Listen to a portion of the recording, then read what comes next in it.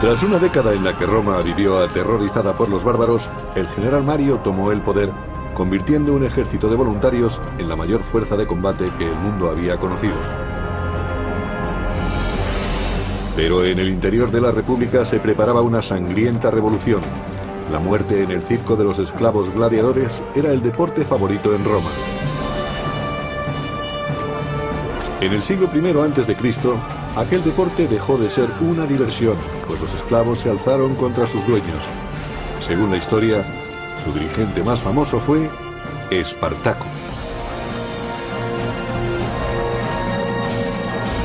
El Imperio Romano, Espartaco. El poderoso ejército de Roma había servido para aumentar sus territorios, riquezas y esclavos. Capturados tras la batalla o en las ciudades conquistadas, los esclavos eran una mercancía más.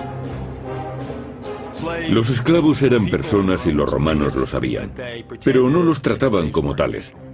Para ellos tan solo eran herramientas con brazos que hablaban. Entre el tercer y el primer siglo a.C., la República Romana se expandió desde la Italia central y del sur hasta abarcar casi todo el Mediterráneo. El mercado de esclavos empezó a ofrecer una mercancía ávidamente comprada. En el siglo I a.C., el 30% de la población de Italia estaba formada por esclavos, una cifra aproximadamente igual a la de los esclavos que había en América del Sur en la década de 1850, donde puede que el 35% de las personas estuvieran sometidas a la esclavitud. Podían ser esclavos por nacimiento, podían ser comprados en otros países y podían ser capturados en la guerra. Había muchas formas de convertirse en esclavo y también había muchas formas de vivir como esclavo.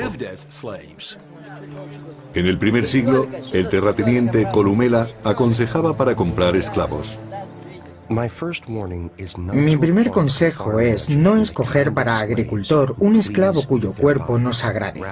En lugar de eso, debéis elegir un hombre curtido en las faenas del campo desde la niñez y que haya sido probado por la experiencia. No todos los esclavos trabajaban en el campo.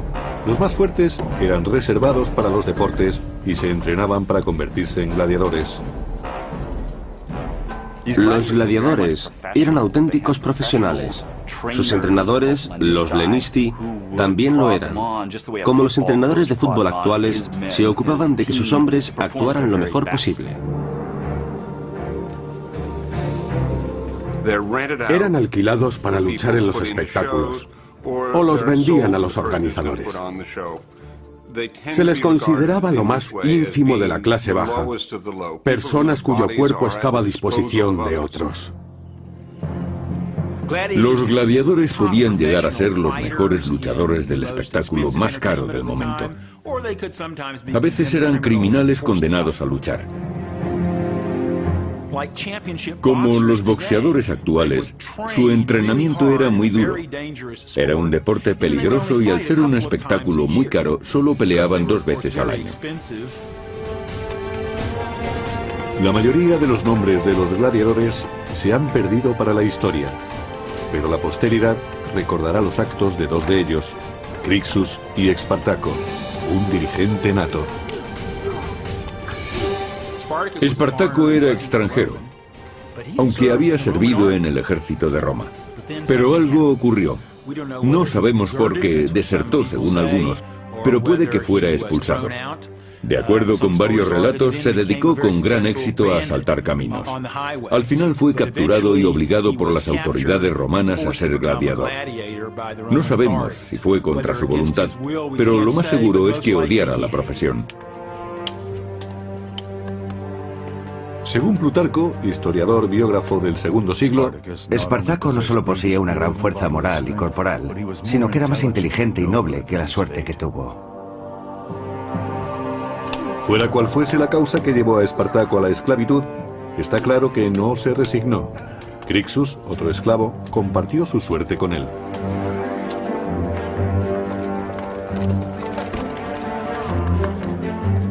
Pocos gladiadores vivían lo suficiente para retirarse. La mayoría tenían una muerte horrible y violenta, tanto en un circo de provincias o en un gran coliseo. En ocasiones el público elegía las armas para empezar el espectáculo. A la gente le encantaba ver seres humanos luchando a muerte. Era muy emocionante para ellos y disfrutaban al máximo del combate. A finales de la República, algunos gladiadores se convirtieron en héroes y consiguieron un cierto nivel social, algo de popularidad ante las masas, debido a su éxito en la lucha. Según se hacía el sorteo, los gladiadores sabían quiénes serían los primeros en morir.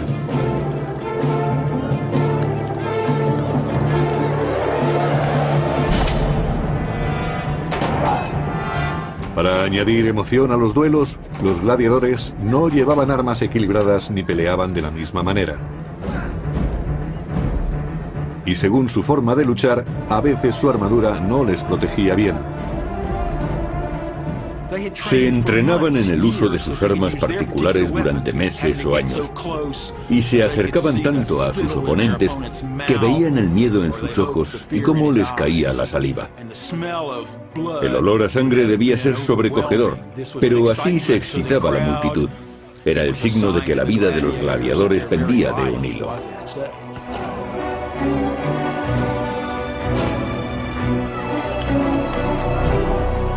Parecía una terrible danza de la muerte para el placer de las masas.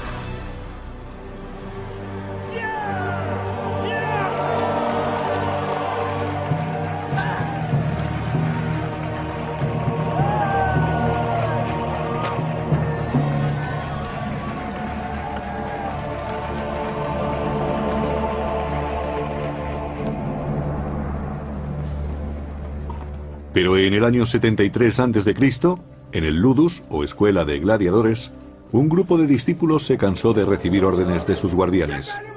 Decidieron que si tenían que morir, no sería en el circo. Maltratados y furiosos, conspiraron y aprovecharon sus artes combativas para tratar de cambiar su destino.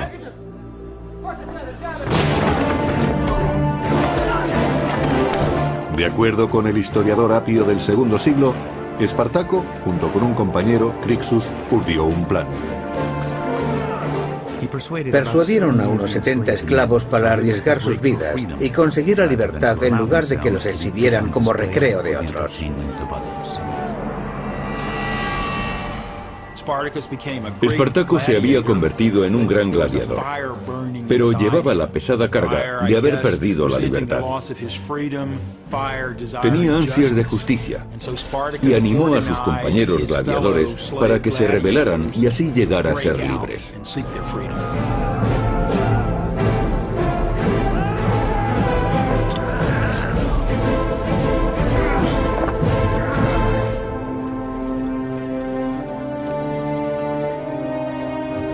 Los soldados locales temían a los rebeldes, pues los habían visto pelear en el circo.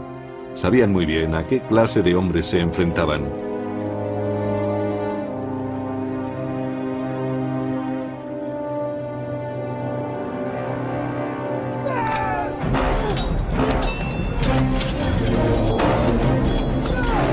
De acuerdo con el historiador Plutarco del segundo siglo, los gladiadores repelieron a los soldados que venían desde Capua y les quitaron sus armas, más adecuadas para el combate. Estaban contentos de cambiar las armas de gladiadores que ellos consideraban poco honorables y bárbaras.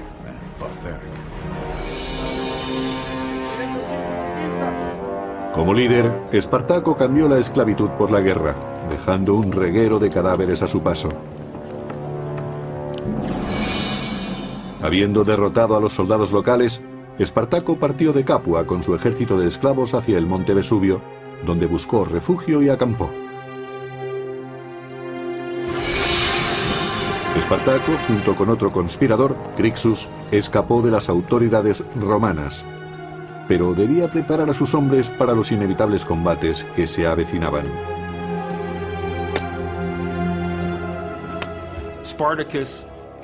Espartaco poseía un gran atractivo e influencia personal que hacían que muchos quisieran escapar de la cárcel escuela de gladiadores para unirse a él.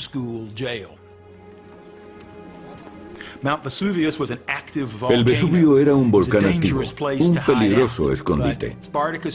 Pero Espartaco sabía que allí podrían hacerse fuertes hasta que se organizaran y concibieran un plan. Un mensajero informó a Espartaco de que los romanos habían acampado a los pies del monte para sitiarlos. El Senado había mandado al propetor Claudio Glaber para que rodeara a los rebeldes y pusiera fin a la sublevación. Consiguió que Espartaco y su incipiente grupo de rebeldes retrocedieran hacia la cima de la montaña. El lugar era muy reducido y Claudio Glaber creyó que no tendría problemas para eliminarlos en el Vesubio. Según describió Plutarco, Claudio ordenó a sus soldados que bloquearan la única y difícil ruta de acceso a la cima. El resto de la montaña estaba formado por empinados e inaccesibles riscos. el único paso que Espartaco y los esclavos fugitivos tenían que bajar estaba bloqueado. En el año 73 a.C., Espartaco y Crixus se negaron a morir peleando en el circo. Juntos dirigieron una rebelión de esclavos, pero se encontraron junto a los proscritos acorralados por el propio Claudio en el monte Vesubio, al sur de Italia. En lo alto de la montaña, Espartaco y sus hombres prepararon un brillante plan, según cuenta Plutarco en una de sus crónicas. Los esclavos cortaron parte de las parras e hicieron escalas con ellas. Eran resistentes y lo suficientemente largas para atarlas en la cima de los precipicios y llegar hasta el pie de la montaña. Un hecho interesante del comienzo de la revuelta de Espartaco es que parecía conocer el terreno mejor que sus enemigos, en parte gracias a los pastores que vivían cerca del Vesubio y simpatizaron con su causa. Probablemente los primeros esclavos campesinos que se unieron a Espartaco y a su grupo fueron pastores que vivían solos y tenían armas. Estaban en buenas condiciones físicas y se convirtieron en soldados de su ejército de gladiadores. Espartaco y su creciente legión consiguieron bajar por el precipicio y situarse tras el campamento de Claudio. Los romanos habían subestimado la capacidad de los esclavos. Hay que tener en cuenta que quienes trataban de acabar con ellos se parecían más al ejército de Pancho Villa que a las legiones de César. No formaban parte del ejército regular. Y los oficiales no eran muy buenos, ni siquiera conocerían bien el terreno. Allí solo dirigían a los esclavos. Los romanos sobrepasaban ampliamente a los sublevados, pero los gladiadores dejaron bien patente su ingenio y odio hacia los opresores de Roma. El golpe de gracia a aquellos miles de soldados romanos, con su jefe al frente, se lo asestó una pequeña banda de gladiadores que les atacaron por la retaguardia, después de haber descendido por un precipicio con unas escalas hechas de parra silvestre.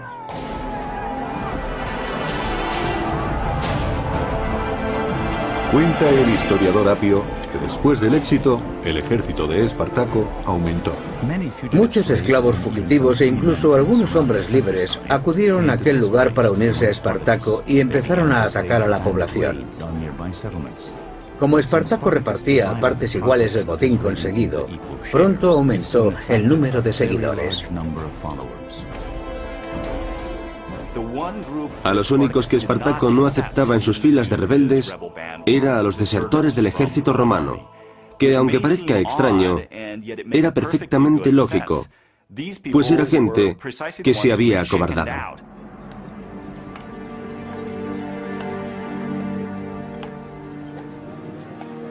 De acuerdo con Florus, autor del siglo II, la llegada diaria de nuevos reclutas los convirtió en un ejército regular. Fabricaron toscos escudos con ramas cubiertas de pieles, así como espadas y lanzas que forjaron con las cadenas de los barracones de esclavos. Lo que Espartaco y sus hombres no podían fabricar, lo cogían de los cadáveres romanos. Lo sorprendente de la rebelión de Espartaco es que los esclavos que habían sido entrenados para gladiadores se convirtieron enseguida en soldados. Eso no significa que combatieran como el ejército romano, aunque según algunas fuentes, Espartaco había sido soldado. A lo largo del año 73 a.C., los rebeldes continuaron su marcha hacia el sur, aumentando su número y derrotando a los romanos.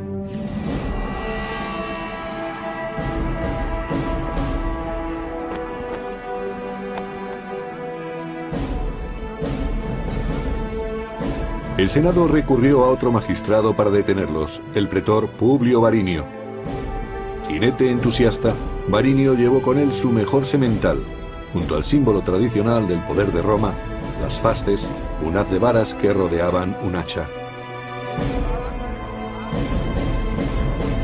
Era el símbolo del poder de los magistrados. Con él hacían cumplir la ley. Las varas para azotar a los culpados y el hacha para la pena capital.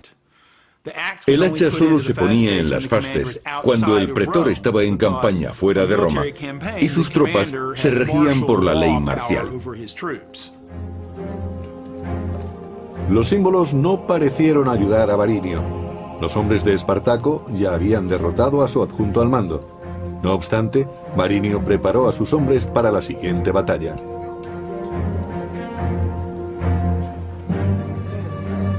Espartaco, conocedor de la estrategia romana, iba un paso por delante, según cuenta el historiador Salustio. Para evitar un ataque sorpresa mientras asaltaban el campo, los rebeldes ponían cadáveres fuera del campamento. Así los romanos creían que había hombres montando guardia. Con estos señuelos era fácil atacar a los romanos, tomándolos completamente desprevenidos.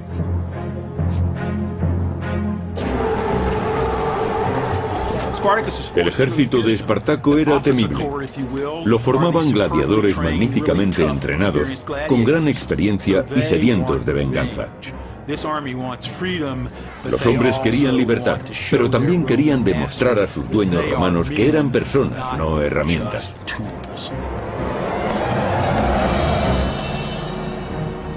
Gracias a su ingenio, Espartaco consiguió otra victoria contra Varinio e hizo algunos prisioneros. El historiador Apio del segundo siglo recuerda la humillación de Roma. Los romanos no consideraban que fuera una guerra real, sino más bien incursiones y asaltos de bandidos. Sin embargo, esos bandidos derrotaban al ejército de Roma. Espartaco capturó el caballo de Varinio, quien estuvo muy cerca de ser prisionero de los gladiadores. La victoria fue todavía más dulce cuando Espartaco se apoderó de las fasces, el gran símbolo del poder de Roma. Cuando Espartaco sorprendió a Varinio en combate y capturó no solo su caballo mientras lo montaba, sino también las fasces, asestó un tremendo golpe a la credibilidad de Varinio y al poder de Roma que las fasces simbolizaban. Espartaco se convirtió en un personaje famoso y temido.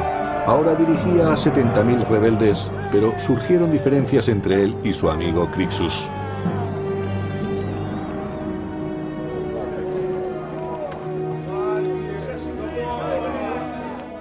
Espartaco estaba demostrando a los romanos que era tan bueno como ellos.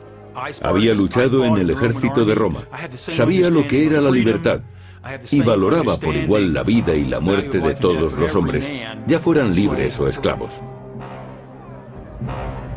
A Crixus le consumía su deseo de venganza y no mostró ninguna piedad con los soldados romanos capturados, según relata el historiador Orosio del siglo V. Organizaban luchas entre gladiadores con los prisioneros que habían capturado. Antes ellos habían sido el espectáculo y ahora eran los espectadores.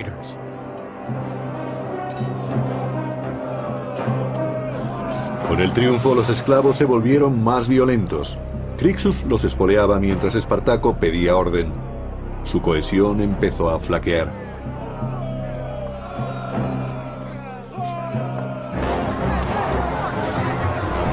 En cierto momento, Crixus liberó la furia de los esclavos contra ciudadanos romanos indefensos.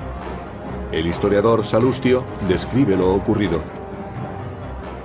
Los esclavos fugitivos se dedicaron inmediatamente a violar mujeres jóvenes o mujeres casadas y a matar a las que trataban de resistirse.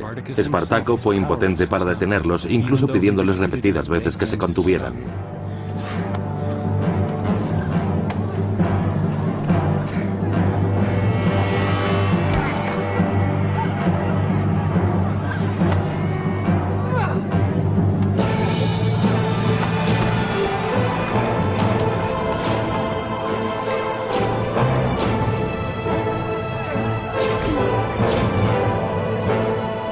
Los esclavos habían estado unidos contra Roma.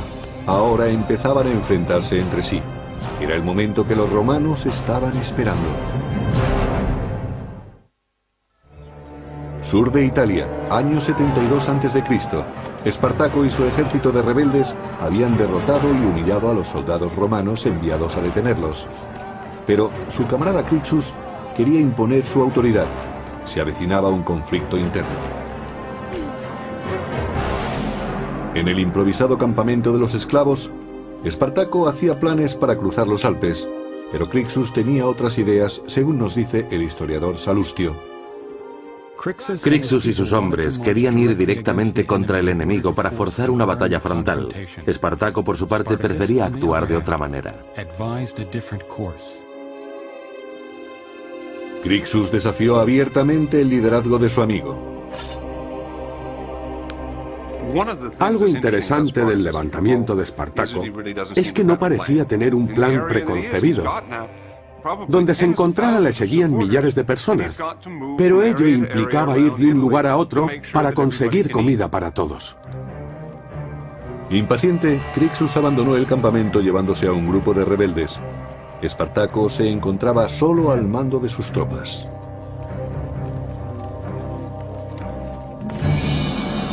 Los dos hombres tomaron caminos distintos por Italia. Con el ejército de esclavos divididos, Roma esperaba asestarles un duro golpe.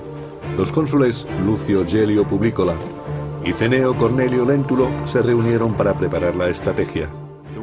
Los romanos entendían que los esclavos eran seres infrahumanos, pero al mismo tiempo reconocían que tenían un gran éxito luchando contra ellos. Resultaba una pesadilla que aquellos esclavos les derrotaran una y otra vez en el campo de batalla. Aquella desordenada revuelta se convertía en una auténtica guerra, lo que exigía un plan de batalla.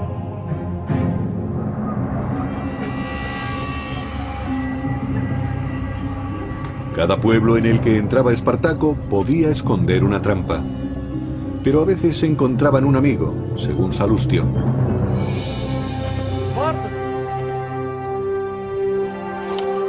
Muchos esclavos de los pueblos por donde pasaban eran sus aliados naturales y le ofrecían objetos que sus dueños habían escondido. A veces, ellos mismos sacaban a sus amos de los escondites. Esos nobles eran entregados a los sublevados para humillar todavía más a la aristocracia republicana. Los esclavos proporcionaban comida y armas a Espartaco y algunos se apuntaban a la causa. Pero Roma estaba tomando medidas urgentemente.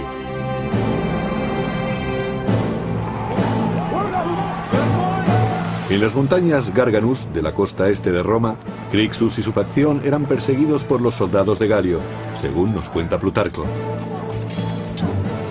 Galio realizó un ataque sorpresa contra Crixus, que, debido a su arrogancia, se había separado de Espartaco.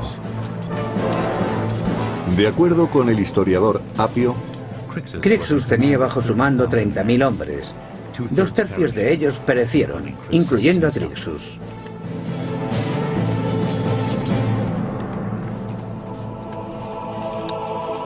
el ejército romano consiguió su primera gran victoria contra los rebeldes, pero su líder seguía libre. Los romanos no querían perder tiempo, y después de la matanza se dispusieron a vencer a Espartaco.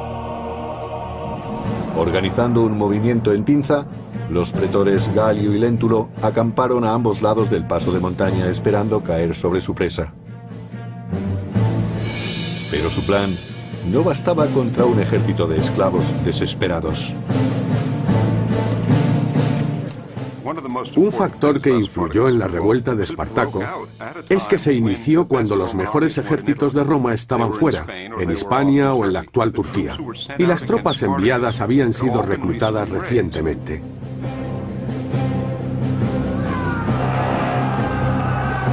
Según el historiador Apio, Espartaco atacó y derrotó una legión tras otra. Los romanos se vieron forzados a escapar con un gran desorden en el campo de batalla.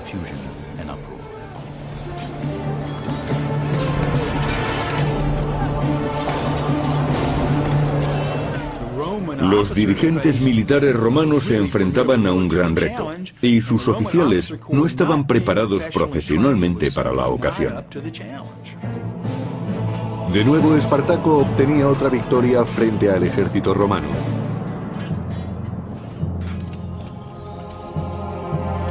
Pero no se conformó solo con el éxito. Espartaco quiso una sangrienta represalia por la muerte de Crixus y sacrificó 300 prisioneros romanos.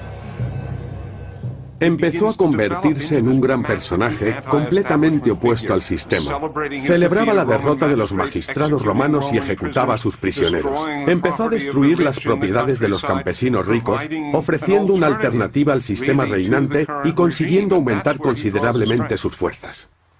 Esta victoria ofreció a los hombres de Espartaco la oportunidad de salir de Italia y ser libres, pero prefirieron permanecer en el imperio que tanto detestaban.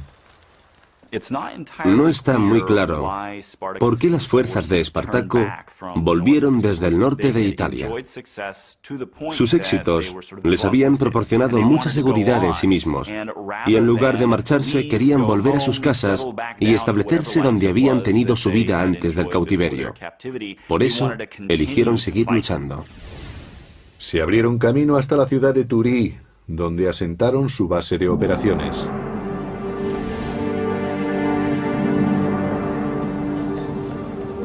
Al tercer año de la rebelión de los esclavos, Roma estaba desesperada. El Senado llamó a Marco Licinio Craso, un noble rico al que le gustaba la gloria tanto como el dinero.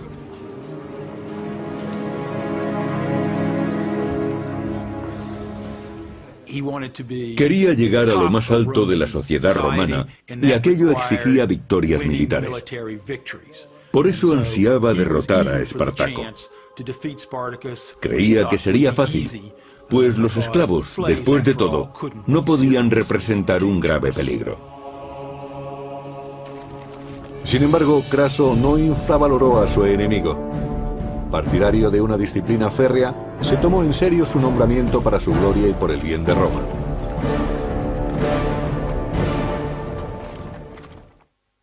El creciente ejército de Espartaco, formado por esclavos rebeldes, estaba ahora bien organizado y parecía invencible. Pero Marco Licinio Craso se había propuesto destruirlo con sus fuerzas, que eran considerables.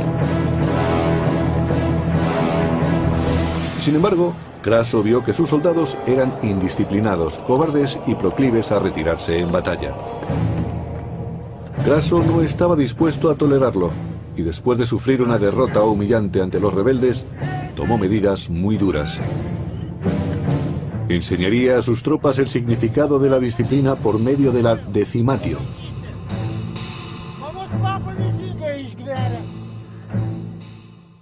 La decimatio era un terrible castigo por el que se elegía, al azar, 1 de cada 10 hombres.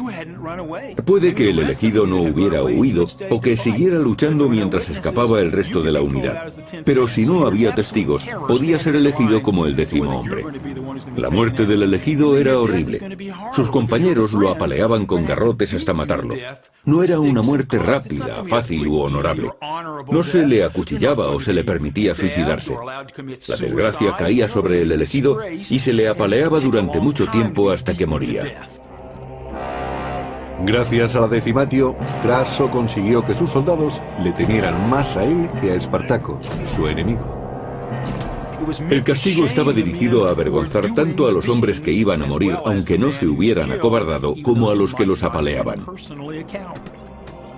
4000 hombres murieron de esa horrible manera en nombre de la disciplina, pero semejante brutalidad consiguió su objetivo. Craso venció a los rebeldes en su siguiente combate.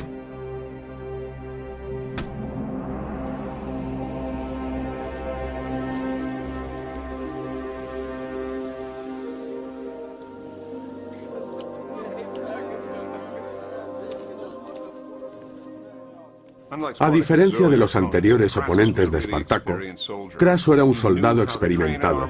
Sabía entrenar y desplegar un ejército. Tenía la experiencia necesaria.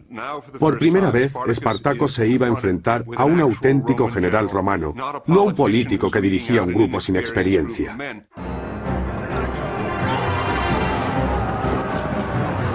Se enfrentaron dos fuerzas, un ejército de romanos muy entrenado y capaz contra una banda de rebeldes desesperados y violentos. La balanza empezó a inclinarse contra Espartaco.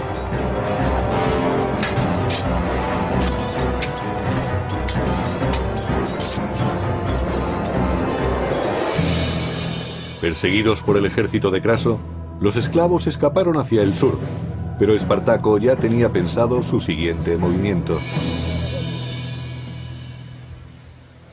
Los piratas controlaban las aguas que rodeaban Italia y, al igual que Espartaco, desafiaban las leyes de Roma o cualquier otra ley. Solo les interesaba el oro y el tráfico de esclavos. Espartaco les envió mensajeros para negociar. Espartaco hizo todo lo posible por sacar a sus hombres de Italia para que fueran libres. Desesperado, finalmente hizo un trato con el demonio, con los piratas cilicios. Cilicia formaba parte de lo que se conoce como Turquía en la actualidad. Esos piratas eran muy famosos por sus ataques a los barcos.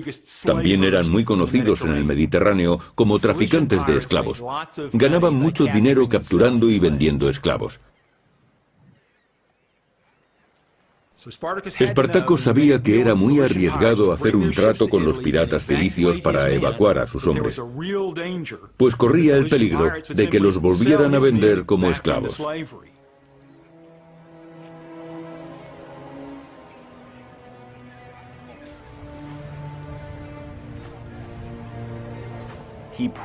Probablemente tenía pensado llegar hasta Sicilia y ocupar la isla para establecerse en ella, formando un nuevo estado y así poder organizarse. De este modo, los rebeldes podrían enfrentarse a Roma teniendo algo de ventaja a su favor.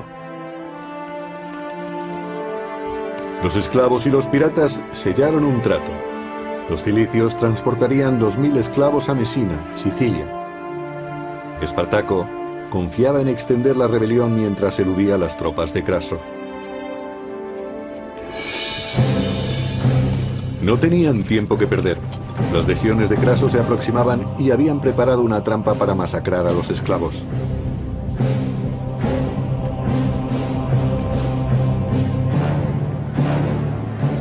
Espartaco y su ejército llegaron a la costa de Italia, pero los barcos no estaban allí. Los piratas los habían traicionado y los romanos estaban cada vez más cerca. Espartaco ahora tenía que combatir para escapar de Italia contra un ejército que había recuperado la disciplina gracias a Craso y que seguiría las tácticas que habían hecho que Roma tuviera ejércitos formidables.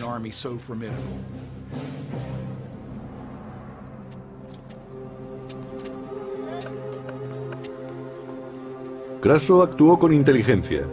Conocía la fuerza del contrario y sabía que el tiempo obraba en su favor.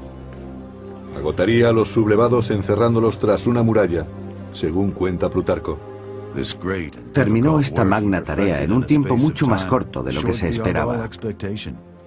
Cavó una fosa de una costa a otra a lo largo de una zanja de tierra y por encima construyó una hermosa y resistente muralla.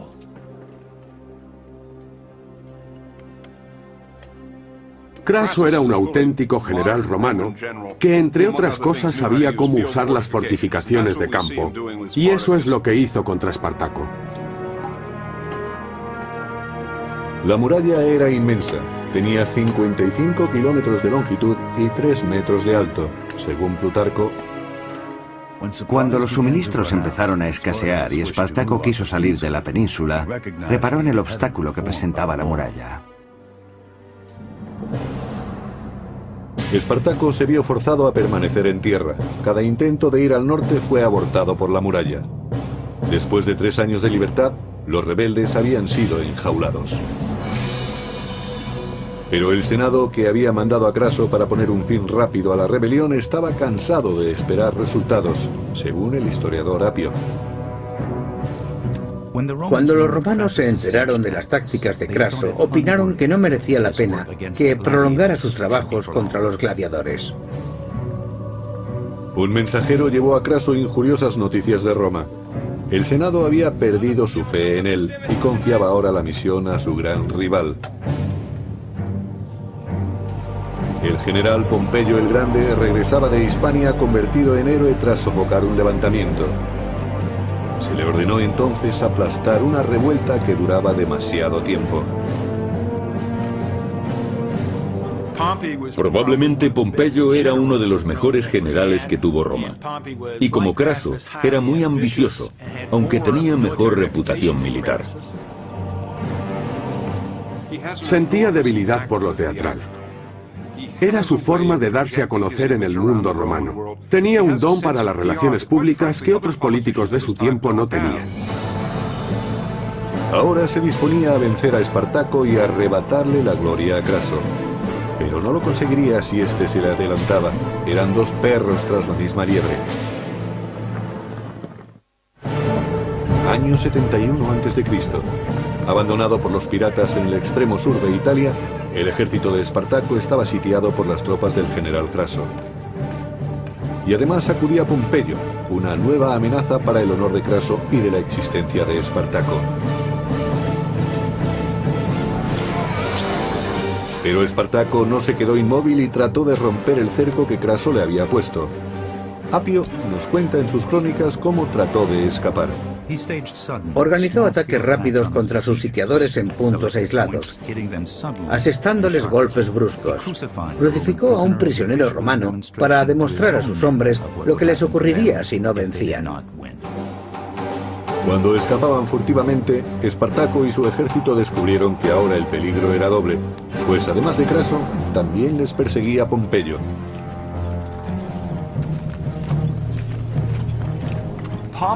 Pompeyo tenía fama de ser una persona a la que le gustaba poner el punto final.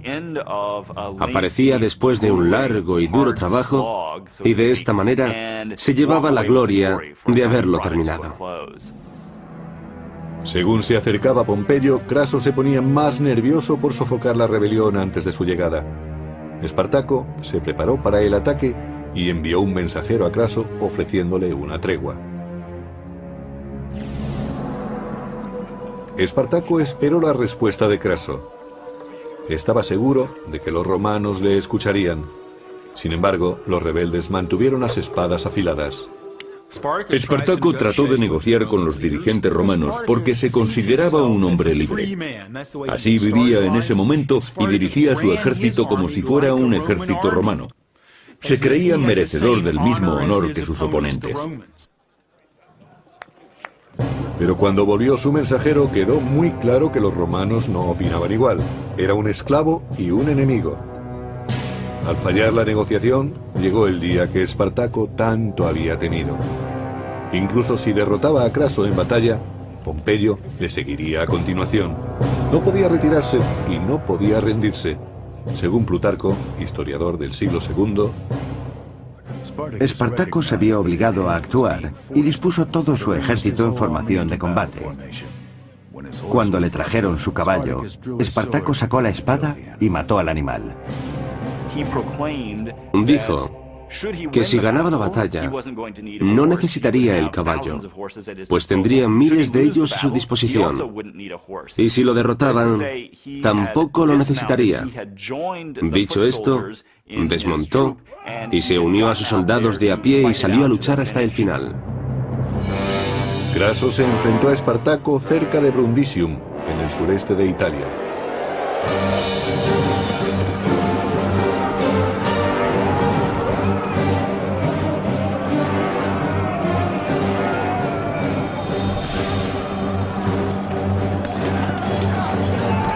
La batalla comenzó. 3 años de revueltas habían conducido a este enfrentamiento decisivo entre Craso y Espartaco, el mayor combate entre 2 grandes ejércitos.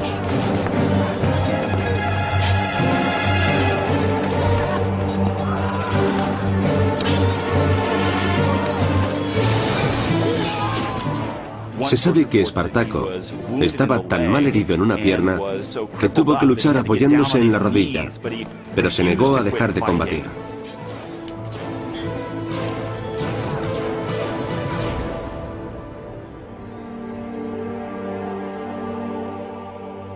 Según el historiador Apio, la matanza fue tan grande que no era posible contar los muertos. Nunca se encontró el cuerpo de Espartaco. Espartaco no aprovechó la oportunidad de escapar y lo podría haber hecho individualmente. Con ello demostró tener un sentido del honor, por lo menos tan sincero y profundo como el de cualquier romano que no hubiera sido esclavo.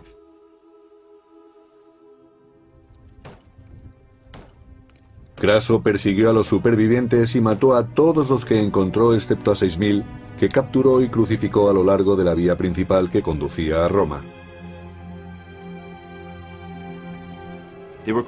Fueron crucificados con una separación de 10 a 12 metros a lo largo de 200 kilómetros. Podemos imaginar el olor y la visión tan terribles que tenían los que pasaban por aquel camino. Si eran romanos, el olor les habría parecido a esclavos muertos y estarían contentos de verlos, aunque fuera de esta forma tan espantosa. Pero para los esclavos era un mensaje muy claro. Esto es lo que os espera si os rebeláis contra el poder de Roma.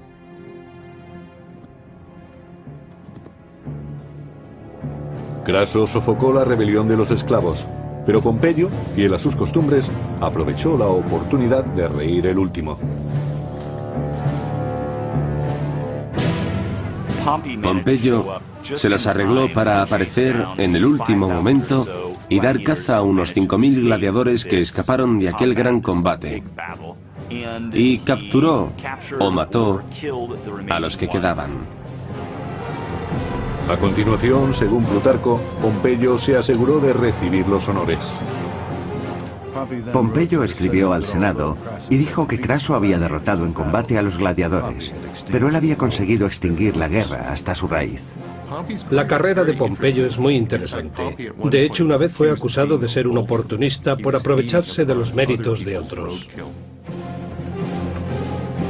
Los romanos se apresuraron en dejar atrás aquella terrible rebelión de esclavos. Pompeyo recibió el más alto honor de Roma por su trabajo en Hispania. Craso recibió una mera mención de honor por sus esfuerzos contra esclavos comunes que habían aterrorizado a Roma.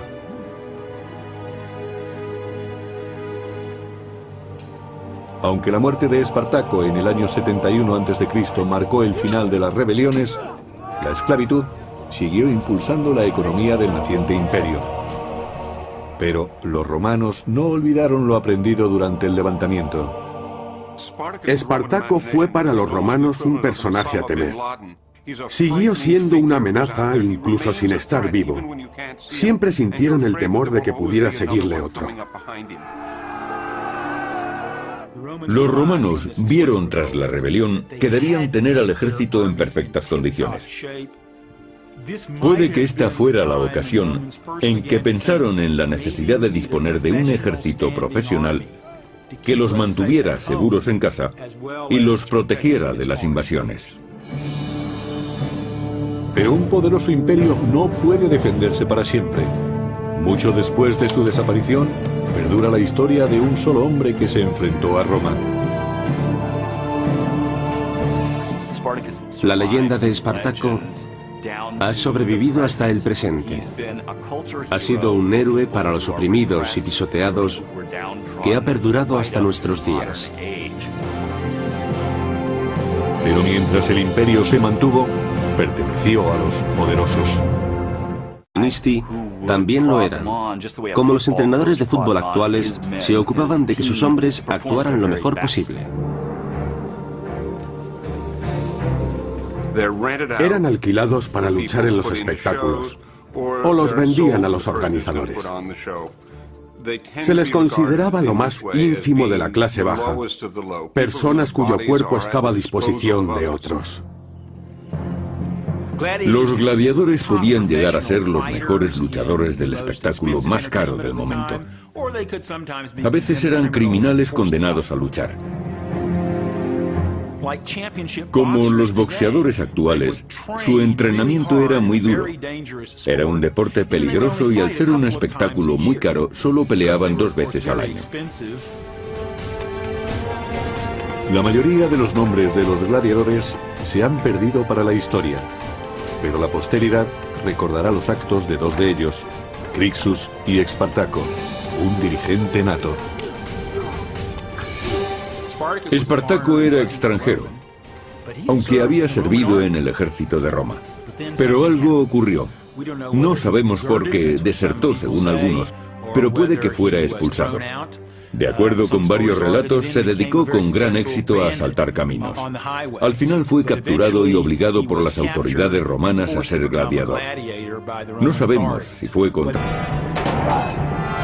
Para añadir emoción a los duelos, los gladiadores no llevaban armas equilibradas ni peleaban de la misma manera. Y según su forma de luchar, a veces su armadura no les protegía bien. Se entrenaban en el uso de sus armas particulares durante meses o años y se acercaban tanto a sus oponentes que veían el miedo en sus ojos y cómo les caía la saliva. El olor a sangre debía ser sobrecogedor, pero así se excitaba la multitud. Era el signo de que la vida de los gladiadores pendía de un hilo.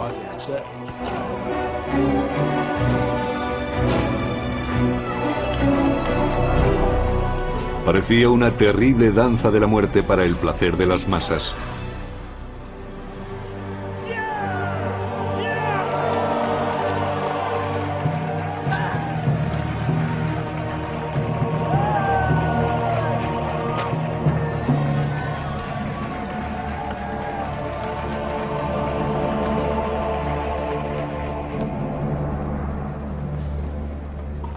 Pero en el año 73 a.C., en el Ludus, o escuela de gladiadores, un grupo de discípulos se cansó de recibir órdenes de sus guardianes.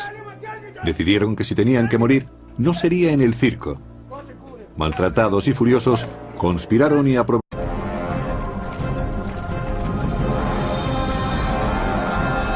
Tras una década en la que Roma vivió aterrorizada por los bárbaros, el general Mario tomó el poder, convirtiendo un ejército de voluntarios en la mayor fuerza de combate que el mundo había conocido.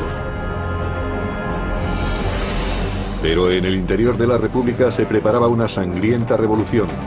La muerte en el circo de los esclavos gladiadores era el deporte favorito en Roma. En el siglo I a.C., aquel deporte dejó de ser una diversión, pues los esclavos se alzaron contra sus dueños. Según la historia, su dirigente más famoso fue Espartaco.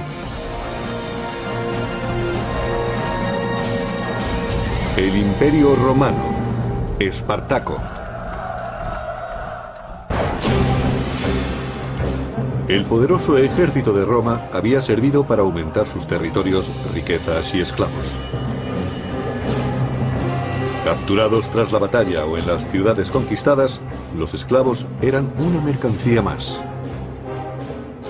Los esclavos eran personas y los romanos lo sabían, pero no los trataban como tales. Para ellos tan solo eran herramientas con brazos que hablaban. Entre el tercer y el primer siglo a.C., la República Romana se expandió desde la Italia central y del sur hasta abarcar casi todo el Mediterráneo. A su voluntad, pero lo más seguro es que odiara la profesión.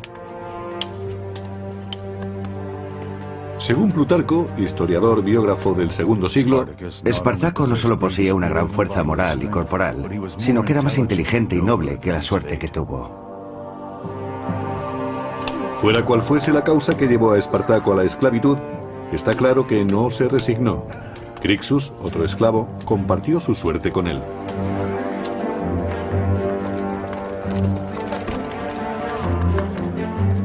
Pocos gladiadores vivían lo suficiente para retirarse. La mayoría tenían una muerte horrible y violenta, tanto en un circo de provincias o en un gran coliseo. En ocasiones el público elegía las armas para empezar el espectáculo. A la gente le encantaba ver seres humanos luchando a muerte. Era muy emocionante para ellos y disfrutaban al máximo del combate. A finales de la República, algunos gladiadores se convirtieron en héroes y consiguieron un cierto nivel social, algo de popularidad ante las masas, debido a su éxito en la lucha. Según se hacía el sorteo, los gladiadores sabían quiénes serían los primeros en morir.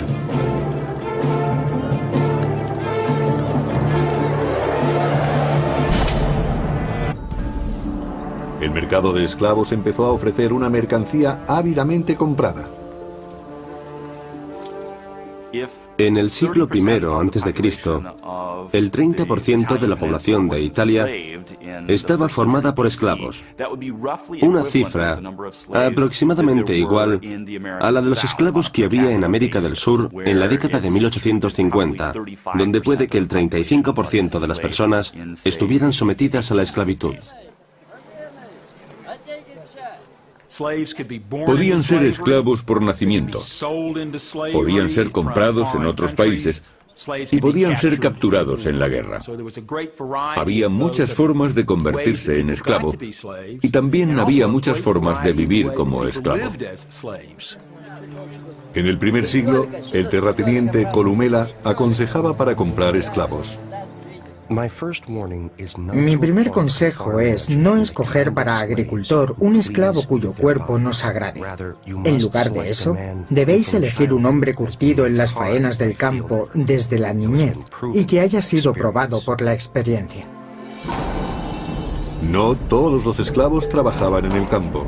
Los más fuertes eran reservados para los deportes y se entrenaban para convertirse en gladiadores. Los gladiadores eran auténticos profesionales. Sus entrenadores los